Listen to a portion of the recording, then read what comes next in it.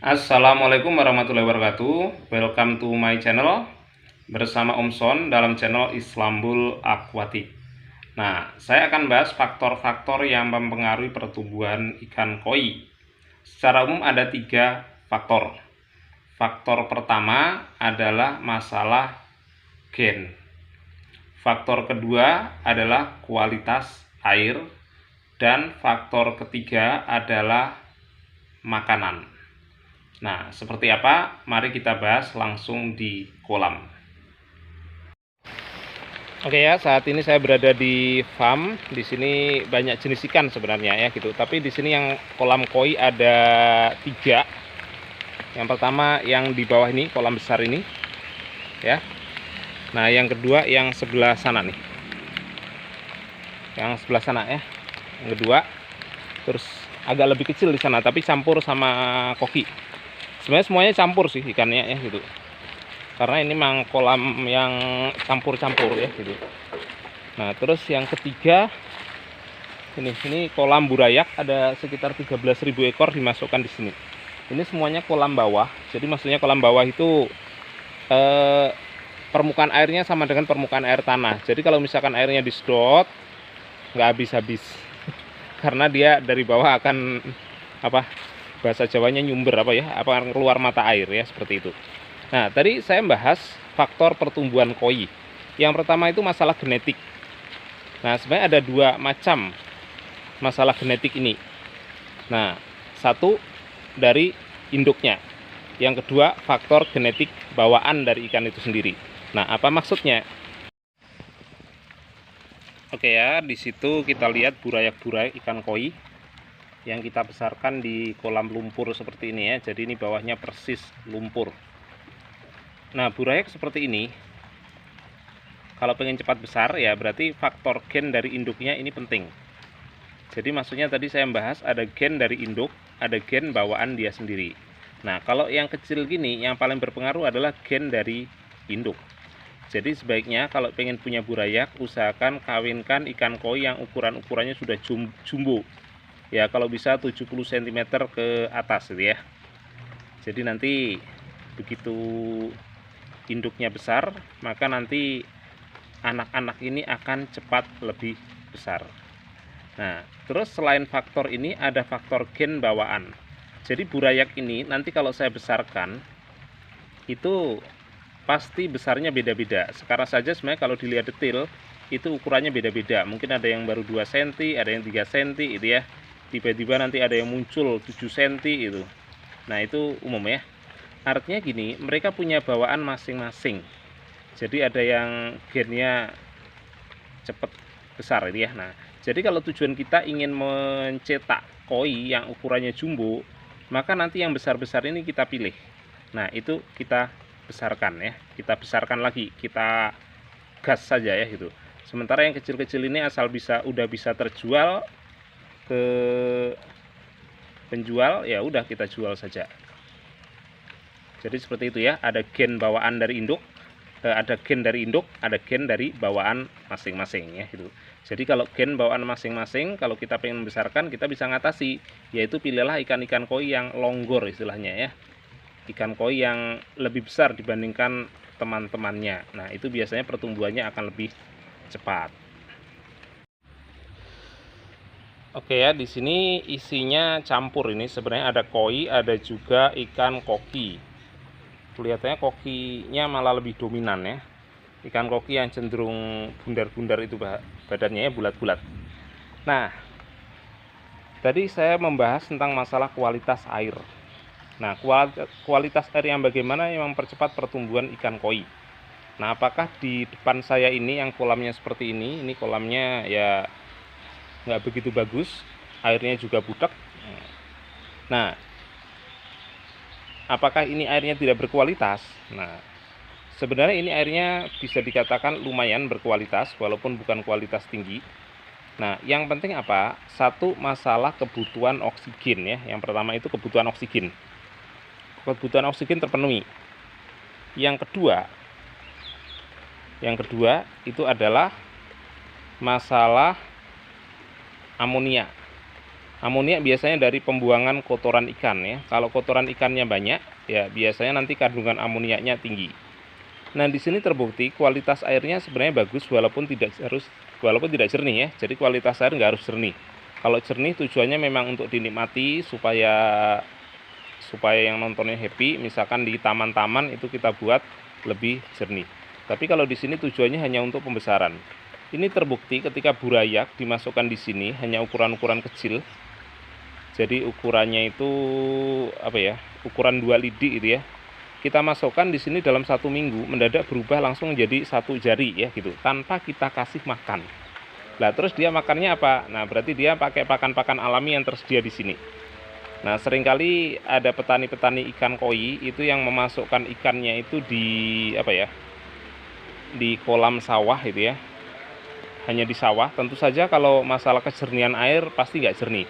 Tapi kualitas airnya bagus, ya, kualitas air. Nah, kualitas air ini bagus, diantaranya kualitas itu masalah kandungan oksigennya bagus. Terus masalah amoniak gimana? Amoniak nggak boleh banyak. Kebetulan kalau kolam tanah itu kelebihannya apa? Amoniaknya bisa langsung terurai sendiri. Nah, terus ketiga, masalah suhu air ya. Jadi kualitas air itu meliputi suhu air juga. Kalau suhu airnya cukup, ya misalkan sesuai ya, biasanya spesifiknya di suhu 27 derajat, maka nanti ikan koi ini cenderung nafsu makannya akan jadi lebih besar ya, seperti itu ya. Nah, di sini untuk menjaga kualitasnya, kadang airnya itu sengaja disedot keluar ya. Jadi kebetulan di sini ini ada selang ya, pompa selang yang memompa ke atas sana ya. Air dikeluarkan. Nah, dikeluarkan supaya apa? Air yang keruhnya ke bawah. Nah, terus berarti air di sini berkurang. Sebenarnya di sini nggak berkurang. Karena apa? Kenapa nggak berkurang? Ya, karena di sini bawahnya itu langsung mata air gitu ya. Jadi begitu airnya dikurangi nanti dari bawah keluar mata air. Tapi sering juga ketika malam hari justru air di sini ditambahin.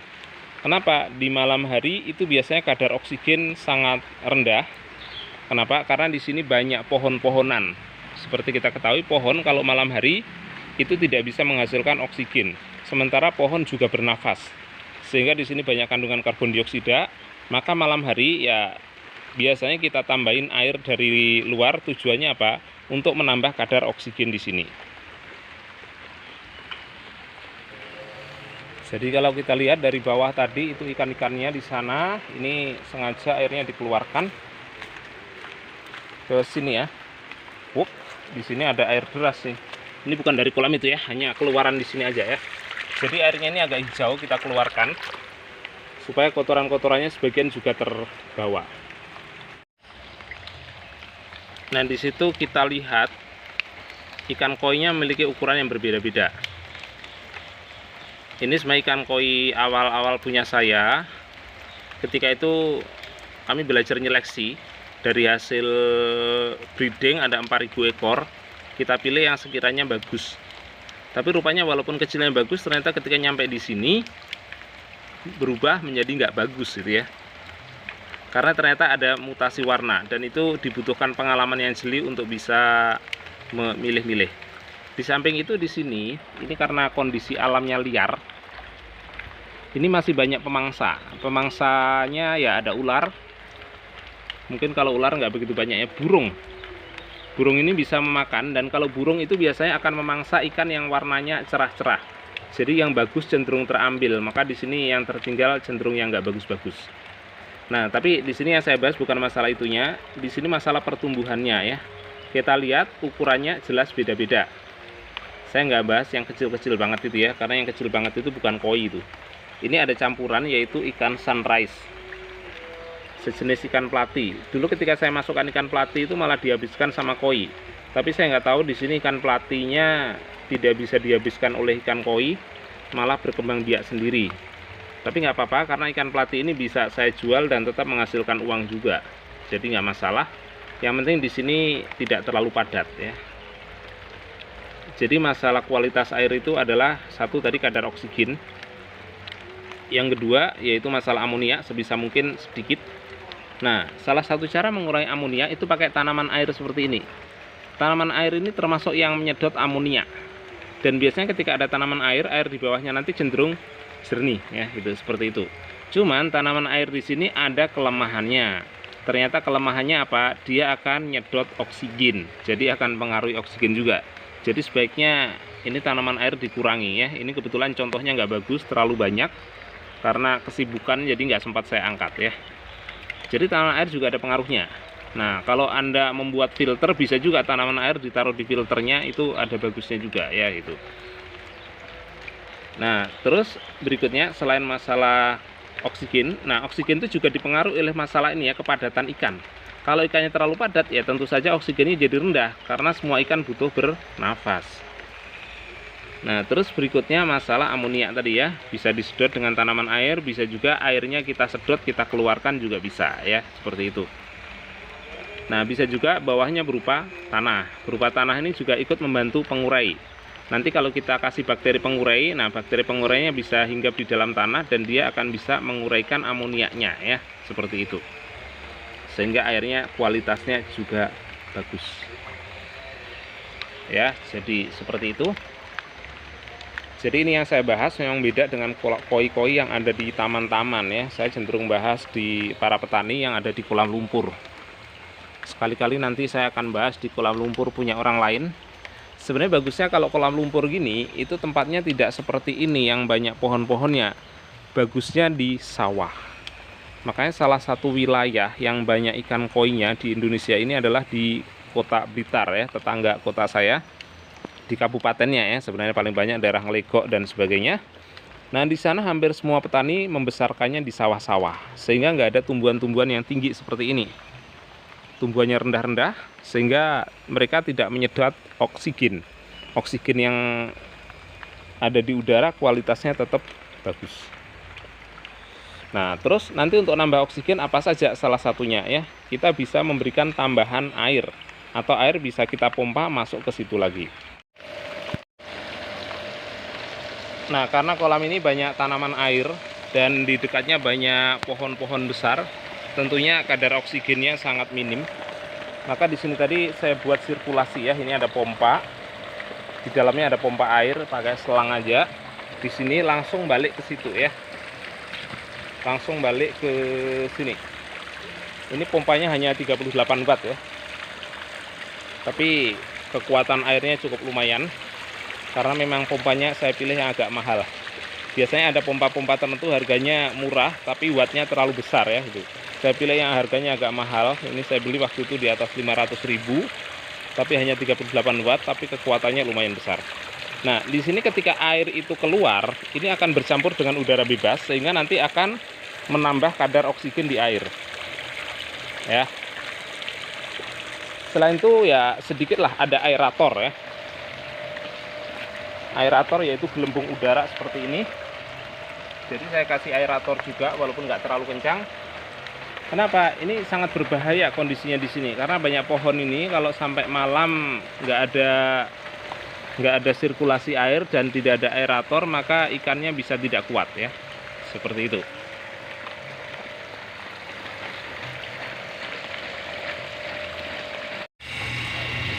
Oke ya, Tancho Sanke.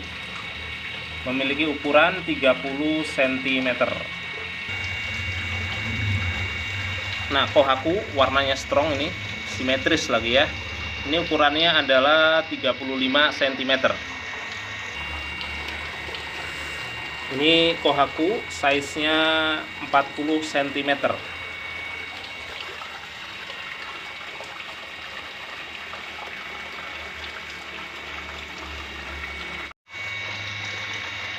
Nah, ini Taiso Sanke betina. Size-nya lumayan besar, sudah mencapai 46 cm. Nah, jadi di sini tadi ikan-ikan koi ini lagi saya bersihkan. Ini semua ikan koi, ini satu indukan, satu angkatan. Tapi ukurannya berbeda-beda.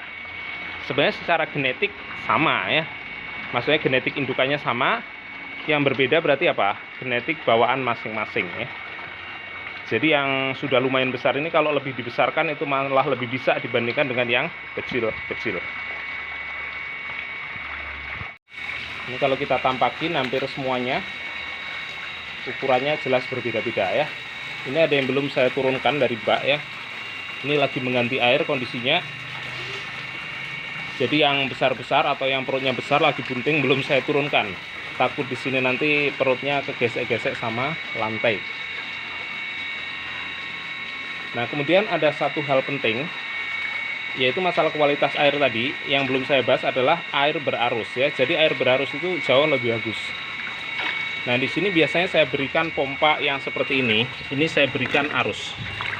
Nanti kalau saya colokkan, ini akan memberikan aliran arus sehingga ikan akan lebih banyak bergerak. Kalau lebih banyak bergerak, maka nanti nafsu makannya akan banyak. Jadi kalau kita lihat ada gerakan seperti ini ya. Jadi nanti akan ada arus. Dengan adanya arus ini, ikan koi lebih suka.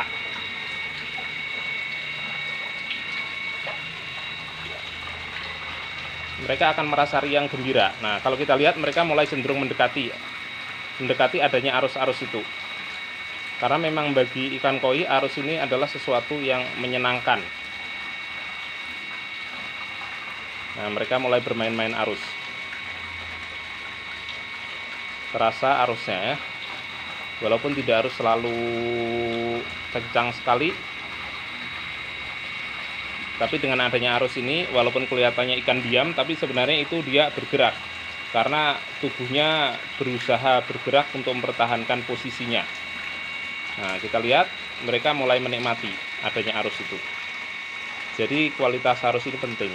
Kemudian selain masalah kualitas ini ya, arus ini adalah volume air ya. Volume juga saya anggap masalah kualitas air. Sebenarnya ini identik dengan yang tadi ya, banyaknya ikan. Kalau ikannya banyak ya volumenya harus banyak. Supaya ikannya tidak berebut oksigen. Jadi semakin banyak volume semakin bagus. Kadangkala ada petani ikan hias yang membesarkan ikan yang sudah segini sampai ukuran-ukuran 70 cm. Mereka tidak memakai banyak persyaratan, nggak pakai filtrasi. Ini juga ada filtrasi tapi cenderung tidak saya pakai. Mereka hanya naruh di kolam lumpur yang luasnya 50 tombak lah, atau kalau orang sini nyebutnya 50 ru. Jadi 50 kali 14 meter persegi berarti sekitar 700 meter persegi. Mereka membesarkan di kolam itu, nggak pakai arus, nggak pakai apa, nggak pakai filtrasi, kolamnya juga keruh, tapi isinya hanya 30 ekor. Maka ikan akan jauh lebih cepat besar, tetap saja ya. Tentu saja kalau ditambahkan arus juga bagus, ditambahkan filtrasi bagus ya, dengan volume yang banyak. Ditambah lagi kalau bawahnya tanah ya di kolam lumpur itu suhu lebih stabil, sehingga ikan akan lebih nafsu makannya ya. Suhunya bisa sekitar 26 derajat sampai 30 derajat ya. Itu biasanya ikan nafsunya lebih banyak makannya ya gitu. Dan ketika di kolam tanah ada yang lebih bagus lagi, yaitu sesuatu yang kadang bukan makanan ikan itu akan menjadi makanan. Jadi seolah-olah mereka bisa mencari makanan sendiri. Nah, selanjutnya masalah makanan ikan koi ya. Ada hal-hal yang perlu dipentingkan dalam makanan ikan koi. Yang pertama, kadar proteinnya. Semakin tinggi kadar protein, maka ikan koi akan lebih cepat besar. Nah, jadi kalau misalkan beli makanan ikan koi, coba perhatikan kadarnya ya. Nah, ini salah satu contoh. Di sini ada di bagian apa ya? Karungnya tertulis seperti ini ya. Ini ada kadar protein 21%. Kadangkala nggak tertulis di karung, tapi tertulisnya di kertas yang ditempel di karungnya ya. Jadi perhatikan, kadangkala setelah karung dibuka, maka kertasnya akan lepas. Nah, sehingga ketika kita mau lihat lupa. Jadi ketika beli ya lihat saja kadarnya berapa ya gitu. Di sini ada zat-zat lain seperti lemak, serat, abu dan sebagainya ya. Kalau kita jumlahkan ternyata ini nggak nyampe 100%. Jadi pasti ada kandungan-kandungan yang lain ya gitu. Misalkan 21 saya tambah 5, 26, 26 tambah 6 32, 32 tambah 8, 40, 40 tambah 12, ini baru 52. Ini saya ambil bagian sininya aja ya gitu. Dan memang ini protein minimumnya ya gitu. Nah, kalau hanya 21% tentunya ikannya akan lambat untuk besar. Nah, ini contoh lain ya, ini 38%. Ini biasanya akan lebih cepat besarnya ya. Jadi 38 saya tambah 5 berapa? 43, 43 tambah 3, 46, 46 tambah 12, 58, 58 tambah 11, 69. Hanya 69% ya.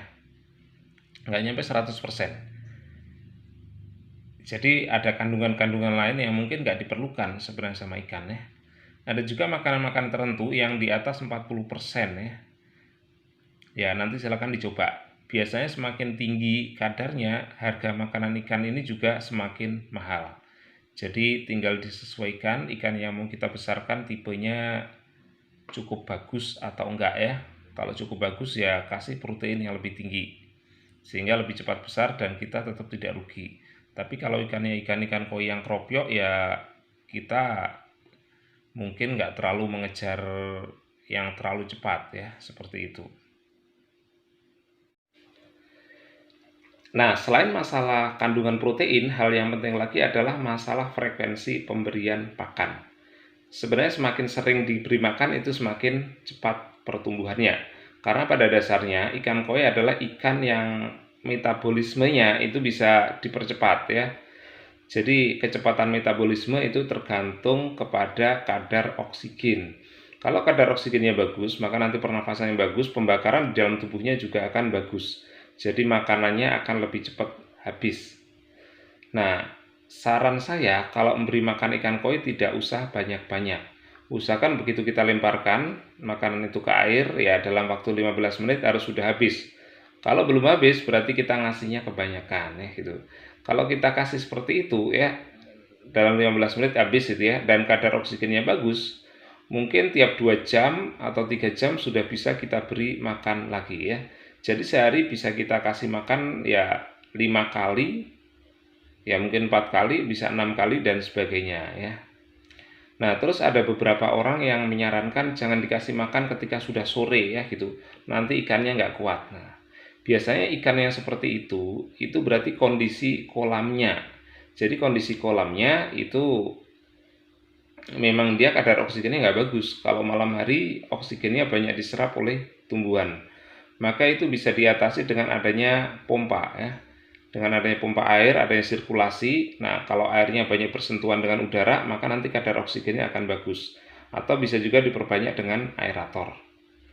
Nah, bahkan ada juga yang ngasih saran jangan beri makan malam hari ya. Kadang ada yang seperti itu.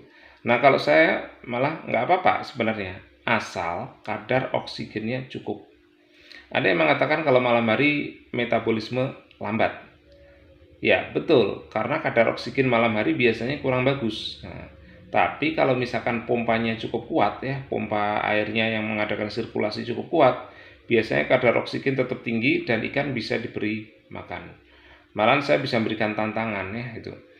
Ada orang yang nanya ke saya kenapa ikan koinya nggak besar-besar ya. Saya hanya nyarankan kasih pompa sirkulasi atau bisa juga kasih aerator atau ditambahi air terus saja, air baru itu juga nggak apa-apa ya gitu. Nah, yang penting dengan adanya air yang berkontak dengan udara tadi, maka nanti kadar oksigen meningkat.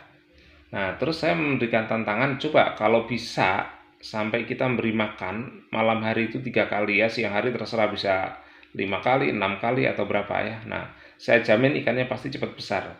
Dengan syarat ketika dikasih makan, paginya kita lihat ikannya dalam kondisi fit atau enggak. Nah, kalau kita kasih makan hari, kondisi ikannya makin tidak fit, jadi pagi harinya kebingungan cari pernafasan, cirinya cari pernafasan, dia berada di permukaan, gerakannya lambat, mulutnya selalu membuka menutup. Nah, itu berarti dia cari udara buat bernafas. Nah, itu berarti sirkulasinya kurang kuat. Nah, kalau sirkulasinya kuat, dalam semalam kita kasih makan 3 kali, 4 kali, nggak ada masalah ya gitu. Kalau dia bermasalah berarti sirkulasi airnya yang kurang kuat. Jadi silakan dicoba ya gitu. Oke ya, demikian tadi informasi ya itu tips-tips bagaimana ikan koi cepat besar ya gitu atau faktor-faktor yang menyebabkan pertumbuhan ikan koi. Nah, selamat mencoba memelihara ikan koi. Mudah-mudahan Anda bisa bahagia melihara ikan koi dan ikan koi yang Anda pelihara juga bahagia. Semoga bermanfaat. Saya kira sekian. Saya undur diri. Wassalamualaikum warahmatullahi wabarakatuh.